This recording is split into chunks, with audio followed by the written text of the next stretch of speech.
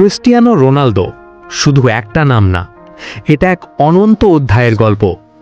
ফুটবলের ইতিহাসে অনেক তারকা এসেছে, কিন্তু রোনালদো নিজের জন্য আলাদা একটা পরিচয় তৈরি করেছেন।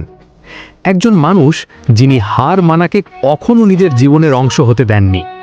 বারবার সমালোচনা এসেছে, বারবার পড়েছেন কঠিন পরিস্থিতিতে, কিন্তু প্রতিবারই আরও শক্তিশালী হয়ে ফিরে এসেছেন।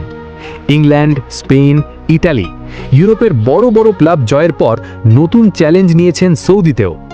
অনেকে ভাবে এত কিছু জেতার পর আর প্রমাণ করার কি থাকে, কিন্তু রোনালদোর গল্পটা আলাদা।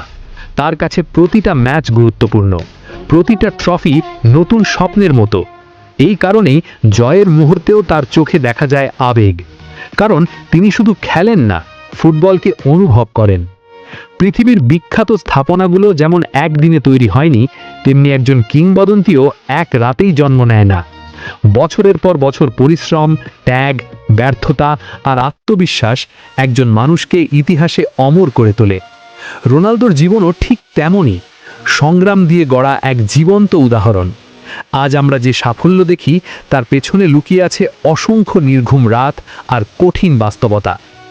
একসময় ইউরোপের সবচেয়ে বড় ক্লাবগুলোতে তিনি নিজের আধিপত্য তৈরি করেছিলেন।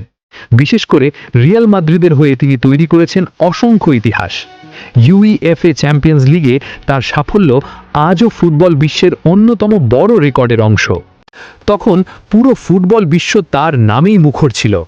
তবে জীবনের নিয়ম সবার জন্য একই, যত বড় কিংবদন্তিই হোক, সময় একদিন সবাইকে পরীক্ষা নেয়। আর সেই পরীক্ষার মধ্যে দিয়েই আরও অমর হয়ে উঠেছেন ক্রিস্টিয়ানো রোনালদো।